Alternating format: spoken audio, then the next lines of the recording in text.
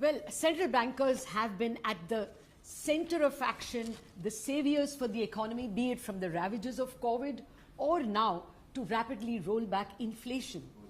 The Reserve Bank of India has also been the first line of defense for the country, and it made that position very clear when on May 4th we had that unexpected off-cycle rise in rates.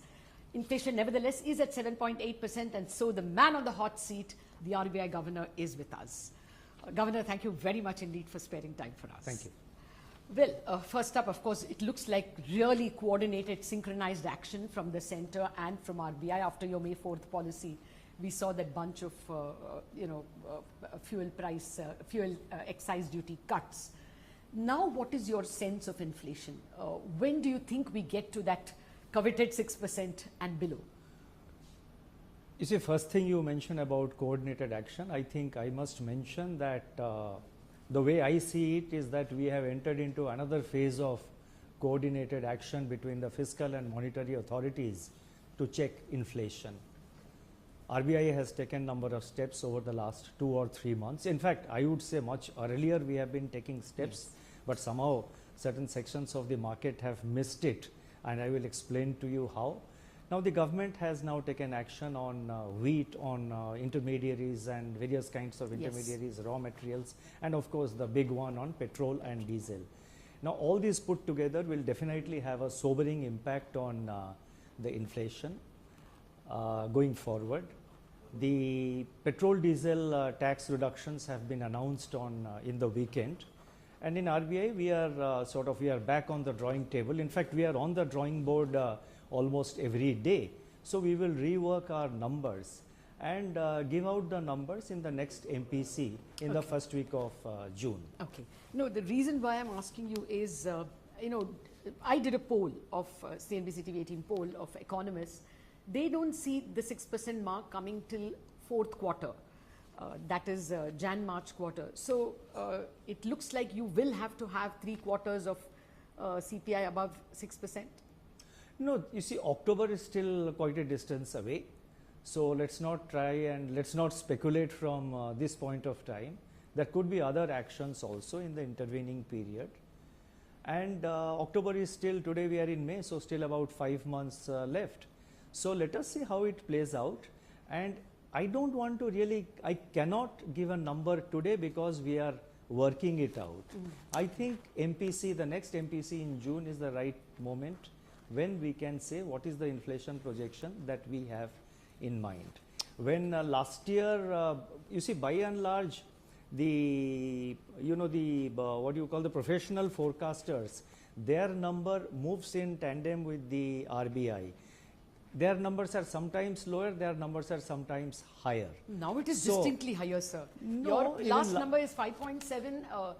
Pre-cut, fuel cut, the average on the street was 6.5 to 6.8. No, I'll tell you, last year, or rather this year in February, when we gave 4.5, which many people thought was very optimistic, and if you ask me, I can explain you why it was not optimistic.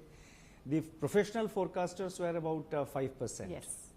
And subsequently, when we moved to 5.7%, I think the professional forecasters were around 5.5 or 6, around that percentage. I got above 6. So maybe little above 6. So they both are moving in tandem. And so therefore, my number, RBI number, we will give it out in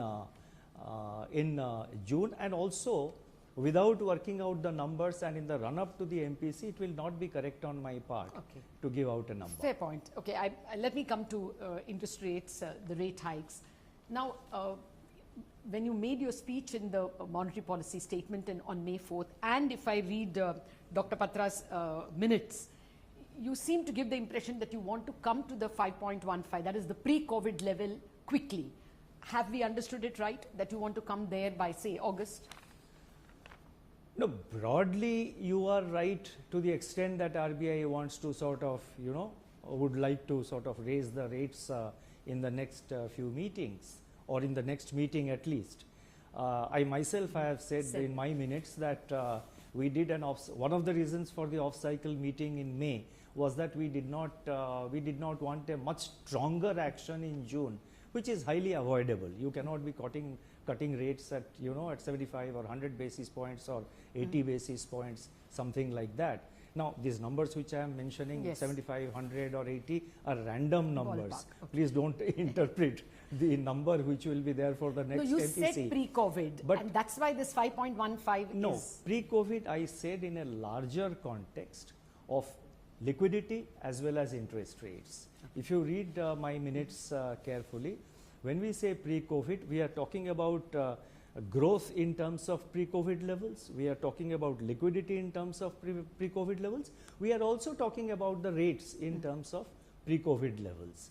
So, expectation of rate hike is it's a no-brainer. Okay. There will be some increase in, in the repo rates. Okay.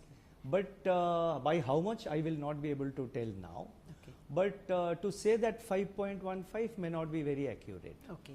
No, the Patra statement said that we will have reached neutral accommodation, if we go to the pre-COVID level. So that's why that 5.15 is something the market is clutching to. No, in MPC we have lot of discussions, lot of deliberations take place in the MPC, and then we come to some conclusion. Okay. So let me come to the liquidity part. Liquidity also you just mentioned, you want to come back to pre-COVID levels. Now the pre-COVID liquidity level as of say February or January 2020 was 2.5 lakh crores surplus liquidity.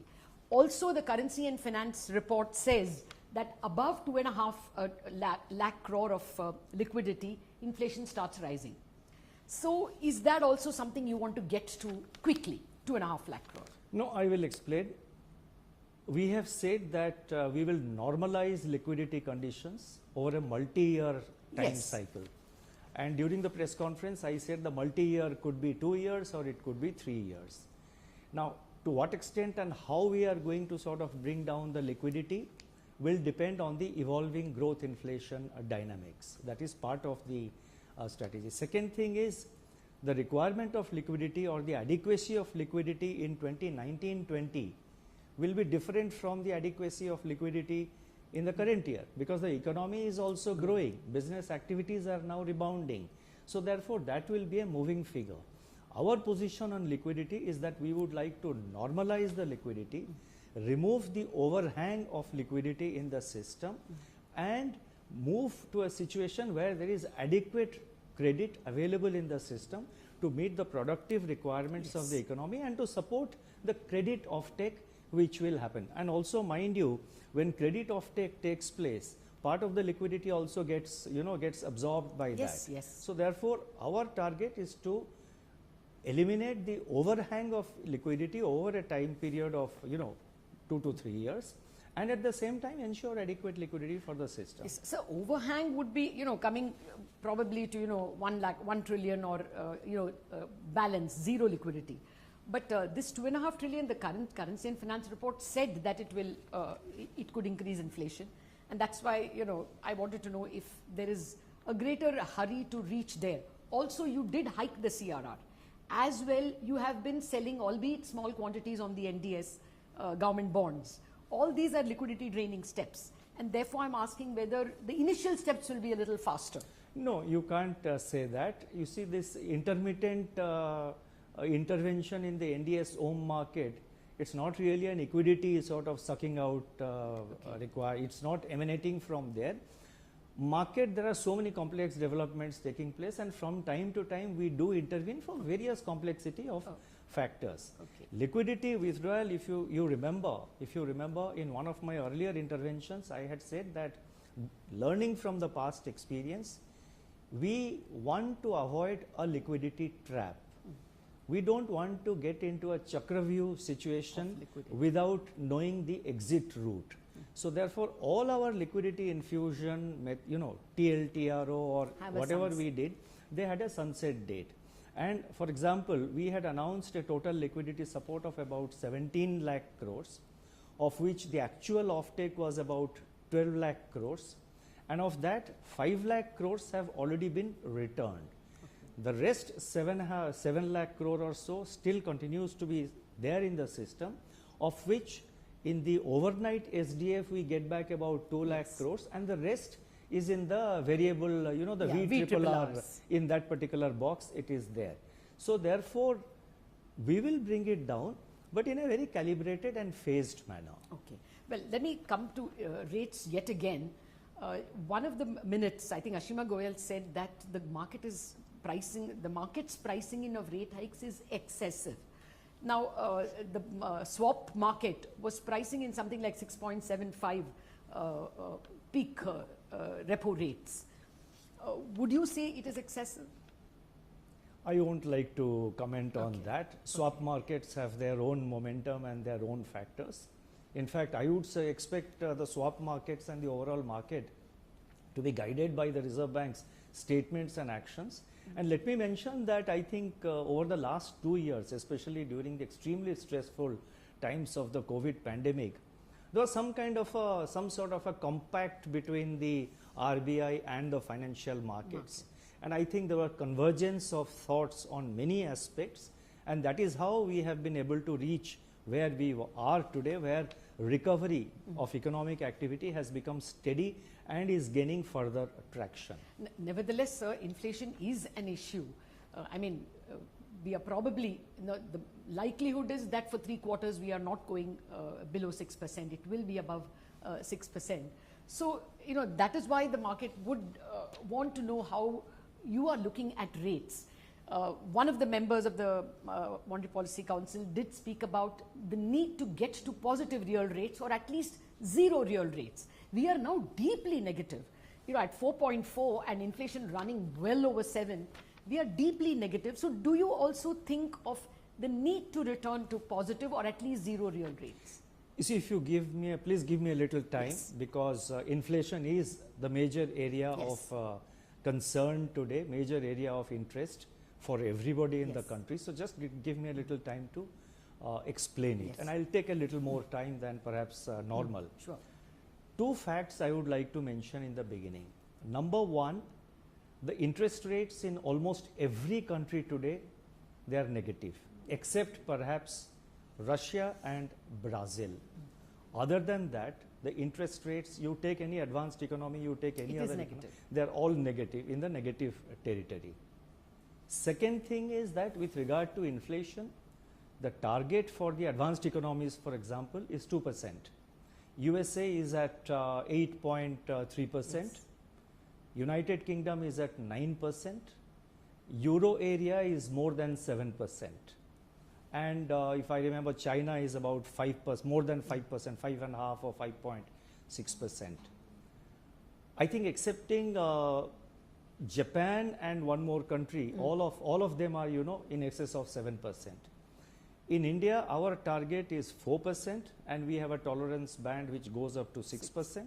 We are 7.8%.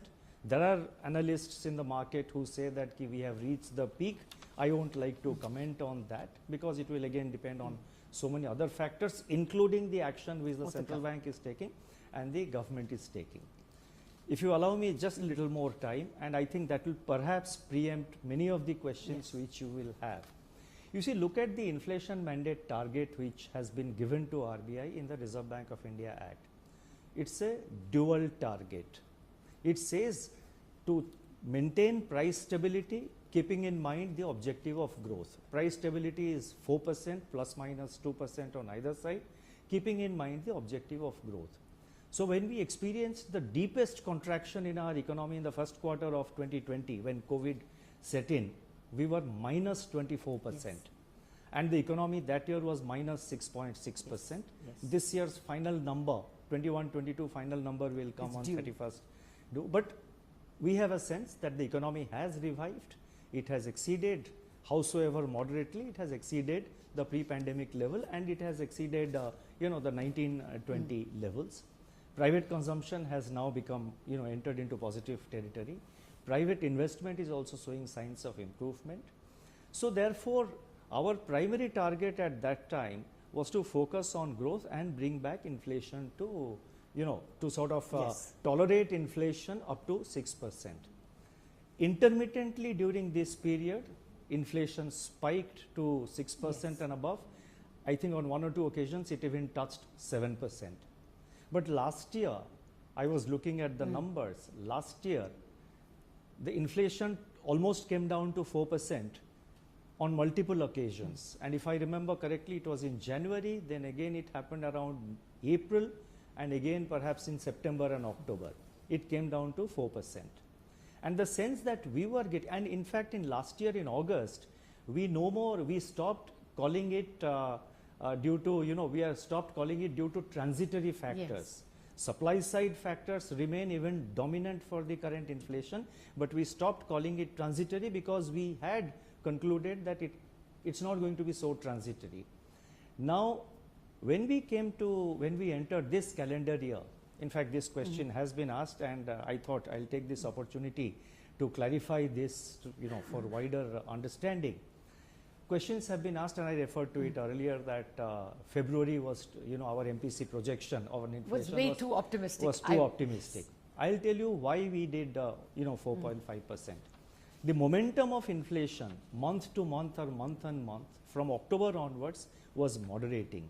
The food price inflation was moderating, and it appeared that once the supply chain bottlenecks, they start easing. With the easing of COVID, the supply side factors will ease themselves. Okay. Even in February, we had done our stress tests, we had done our scenario analysis, and we found that even with a margin of error of 50 basis points, we will be at 5%. We had assumed oil prices, crude oil prices, little below $100, and that gave us inflation of around 5%. So we were fairly comfortable, and it looked, the future, the roadmap for the future was that the inflation will moderate. But then the war started in February, and in February, on February 24th, and then everything changed. So in April, when we had our MPC, I'm sorry I'm taking a little long, but I will explain. In April, when we had MPC, we took several decisive actions. We changed the sequence of our priority. We put inflation first, growth next. We reduced, we again normalized our LAF corridor. We changed our stance, saying that we are, focusing on withdrawal of accommodation, and there was a rate action. The rate action was that, what was the reverse you had repo. the SDF. We introduced the SDF, and that was more, against 3.35 reverse repo, the SDF was 3.75, and that was a 40 basis point increase. Now, this 40 basis point increase in the liquidity absorption rate, it resulted in the overnight call rates immediately going up by 40 basis points. So there was a rate action. I think this is a point which market and everyone should take note, that there was a rate action in the month of April, which I think many people seem to have lost out. So this question that why sudden meeting and all that, it was not sudden. In April, we did a rate action of 40 basis points, and the overnight rates went up by 40 basis points. And then after the April, print, several developments took place. For example, the FAO and the World Bank, they came out with their food price index, and it appeared that it became very clear that food price inflation is here to stay. And what is more important, in my statement, MPC statement, not in the minutes which comes out after 15 days, in the statement which I read out, I said that the situation is fast changing and dynamic, and our actions will be tailored accordingly. I think many of you read it right, but I don't know on May 4th when we announced the off-cycle meeting, why you forgot about that particular bit in my statement. And I'll stop here. All right. Well, you've defended, but you have not told me whether you want to come to positive real rates anytime soon. But we will move towards that. How soon will depend on the evolving situation, and it will not be correct on my part. In fact, it is not possible also to forecast how soon, because the situation is so dynamic. Now, for example, the inflation matrix undergoes a change because of our action and the action which the government has, very timely action by the government. Yes. But these actions are also going to have an impact on the fiscal deficit and possibly also on the current account deficit. After a quick break, those questions to the Reserve Bank of India Governor. We'll be back in a jiffy.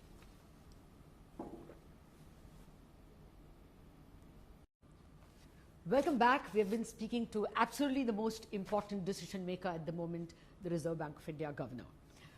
Governor, before we went to the break, you were speaking about the actions the central government has also taken. Now that also means a rise in fiscal deficit and possibly market borrowing. You think so, that the government will have to borrow more, because it looks like tax revenues have been given away to the extent of about 3 trillion rupees. Now, government's thinking, cannot speak obviously on behalf of the government, but having worked in the finance ministry for sufficiently long period of time, let me say that there is no one-to-one correlation between increase in government expenditure under one head and the need for additional borrowing. These are all figures which keep moving throughout the year. As we move, in more and more into the year, please remember that we are only in the month of May. Yes. It's the second month of the current financial year. In certain heads, the expenditure requirements go up. In certain heads, the expenditure requirements or the absorption capacity can go down. Revenue also, the same thing can happen. The revenue can show greater buoyancy, and in fact, the revenue figures currently, or going by the recent experience, the GST or the direct taxes, they look very robust. Now, my sense is that the government remains committed. Again, I cannot really speak to on behalf of the government, but my sense is that the government will maintain the fiscal deficit target given in the budget. Okay. And how they will do it, I will not be able to answer, but the sense I have in my several discussions, and it's a continuous process between the Reserve Bank and the governments. I mean, many issues are discussed. Yeah. So I can say that the government would be sort of committed to maintaining the fiscal deficit. No, even then, the yields have gone up to 7.4 on the 10-year, and chances are that as the government program picks up and credit offtake picks up, it can go even towards the 8% mark. Now, you have done one CRR hike. You have been selling dollars and bonds. So do you think there is any scope at all to help the government through open market purchases? You see, we are the debt manager, RBI is the debt manager to the government, and RBI will use all the instruments at its disposal to sort of ensure an orderly evolution of the yield curve. This is something which I said earlier. Yes. And in October, I think 2020, I said that management of the yield curve is a public good, where both the market and the central bank have an important role. And I mentioned earlier about the kind of compact that we had entered into. World over, the yields have gone up. Yes. And it's due to a complexity of factors. I am not going into that detail. Everywhere the yields have gone up. US yields, which were less than 1%, are today almost touching 3%. It exceeded 3%. Now it's about 2.8 or 2.9%. It's so everywhere the yields have gone up. So naturally, in our country also the yields have gone up, and the RBI will use, as I just to repeat myself, we will use various policy instruments, including OMO. I will not be able to say that. We have various policy instruments. We have Operation Twist. We have Operation Twist. We have the currency swap. That is another liquidity management tool which we introduced 3 years ago, if you remember. And then there are several other tools which we will be using, and we will evaluate the situation. We are just in the second month of the current year. We are very watchful, and this informal compact I have with the the market. I think that will continue. We will communicate with the market constantly, and I think the RBI remains committed. And why should I say I think? The RBI remains committed to ensuring a non-disruptive completion of the government borrowing program and ensuring an orderly evolution of the yield curve. But is it a worry at all, sir, that... But let me just, sorry to intervene, we will use various instruments from time to time depending on the requirement. Okay. Well, the market is interested in OMO as an instrument. That is predominantly market moving. Which is I don't want to, bound myself that you said OMO. We have all instruments on the table. We will decide which instrument to be used when. Okay. But overall, is there a worry about the twin deficits deteriorating? I mean, it's quite possible that deficit is beyond 6.4 by a smidge. Maybe we will be saved because the nominal GDP is likely to be high because of high inflation. But nevertheless, fiscal deficit is not improving. Likewise, current account deficit is likely to be 3% or more, and we are now actually discouraging exports in items like steel. So is that a worry, the macros worsening? No, I think discouraging exports would be a very strong statement. Macros worsening. So, yeah. Now, on fiscal deficit, I have said that my sense is government will maintain the fiscal deficit. So far as current account deficit, which is in our domain, let me say that the current account deficit, we will be able to manage very well, very comfortably this year. Our India's external sector remains strong. Yes. The exports, I think for the 14th successive month, it is, it is more than 30 billion, than $30 billion. And the latest number was very high. Also. Yeah, it's March was 40 billion. Yeah, is it March was 40 billion. So the export sector continues to be very strong. Imports have also picked up incidentally, sir. And increased imports is reflective of the strength of the underlying fundamentals of the economy, in the sense that there is a demand pickup. Even at higher prices, the import is still sustaining, which means that domestic demand is reviving. I hope I have made the position very clear. Yes, absolutely. So domestic demand is reviving, and the imports are going on, despite high prices. So therefore, revival of domestic demand, that's a very positive trend. We have the IIP numbers, both services and manufacturing. They are in expansion territory. In fact, this month's number, the April number were more than the previous number. Monsoon has already hit the Andaman Islands, and I think anytime soon it will hit the Indian coast, Kerala, and then slowly move. So monsoon is looking good. Agriculture is looking good. Food stocks, on which there is so much of discussion. I think the rice stocks are 4 times the buffer, and the wheat stocks, if I remember correctly, are about 1.8 times the buffer level. So therefore, India is comfortably placed to deal with the domestic fundamentals of the economy are good, and external sector remains strong. The FDI inflows are steady. And despite some moderation, I think, in the recent months. So given this kind of underlying fundamentals and the fact that our external sector is strong and our total external liabilities, external debt is only about 20 or 21%, I don't expect a very big jump in our current account deficit. Whatever is the number eventually, that we will know at the end of the year, but we are in a comfortable position. We are comfortably placed to finance the current account deficit. Actually, sir, we have not hit $20 billion trade deficit every month since September in a very long time. Now it looks like 20 billion is a given trade deficit per month. That will be $240 billion in a year. And even if we take 100 billion in terms of other services and software payments, we are heading towards probably a 100 billion current account deficit.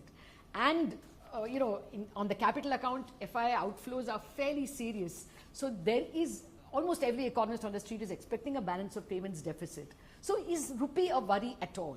No, there will be a current account deficit, obviously. No, balance of payments deficit. Balance of payment, I don't think we will have that kind of situation.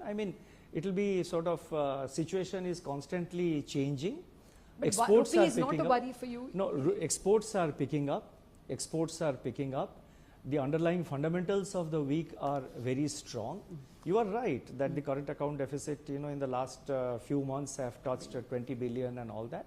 But I think as we, go into the, as we proceed, even at the level which you are mentioning 100, 120 billion dollars, I think we will be able to comfortably finance that. Okay. And so far as the worry around rupee, let me clarify one point, that our stated position is to prevent excessive volatility, and we will continue to do that. We will not allow, obviously, a runaway kind of depreciation of the rupee at a rapid pace. The rupee will find its level. We have no specific target of exchange rate in our mind, and I'm not saying anything new. This is the RBI. So people were talking about 77.50 as. This is I mean, people can say anything, but I am telling you on behalf of it was traced to the RBI. No, I am telling you no. I am telling you on behalf of the RBI. So I mean, you can treat me as the horse. Yes. So, of course. I am telling you that we have no specific level in our mind. The rupee is market determined, but we will prevent excessive volatility. We will not allow a runaway sort of depreciation of the rupee. The rupee will find its level. And with regard to concerns expressed by some in some sections that the reserves are depleting. Yeah. Now please look, why do we build reserves? Exactly. We build reserves for dealing with situations of stress as we are currently facing. Our reserves 3 years ago were less than 400 billion. Yes. We touched 640. Now we are back, little below 600. And this $40 billion which has gone, which has depleted, it's not as if we have sold $40 billion to keep the rupee where it is. It's a Part of it, a good part of it, let me say, is due to revaluation of reserves. Because as your rupee depreciates, as as the dollar appreciated, the dollar appreciates, it's due to revaluation of reserves. So it is both RBI intervention and RBI's, the revaluation of reserves, and our intervention in the market. Again, I am not sharing a state secret. Our intervention in the market is multi-pronged. Yes. To minimize the actual outflow of dollars, and let me leave it at that. Okay. Your dividend was, I think, a 10-year low. The last I heard 30,000 was, I think, Subba Rao's time. The government didn't resent it. You see, when the dividend is high, you tell that why it is so high. When it is low, you say why it is so low. I'm asking you. Usually the government would resent it. No, I'll tell you. The dividend number is a function of the balance sheet. Yes. It's derived from the balance sheet. Whatever is the surplus at the end of the year, that gets transferred to the government as provided in the Act. Okay. So I have no control over it. RBI has no control over it. And it depends on where we are on 31st of March. So just one word on this rupee depreciation and its value. Is China or the yuan also an important consideration when the Reserve Bank looks at the exchange rate? Because in spite of the Chinese yuan appreciating, it went all the way to 6.3 before it depreciated in the last 8 weeks. In spite of the depreciation, our deficit with China is increasing. So is that also something you monitor when you look at the exchange? No, we rate? monitor all our. It's an important input. We keep looking at that. Is it 11 rupees to a yuan? Is it 10.5? No, we look at all currencies. We look at yuan. We look at all reserve currencies. We also look at the emerging market currencies. And I think rupee has been has done far better than many of the emerging market currencies. On certain days, yes, it may be possible that the other currencies have done well. And also another point I would like to mention is that, on certain days or on, for a couple of days, due to some one-off event somewhere, the rupee depreciates. But by the end of the day or by the next day, the rupee comes back to a level where it started. So therefore, I would like to say that the rupee has remained quite stable.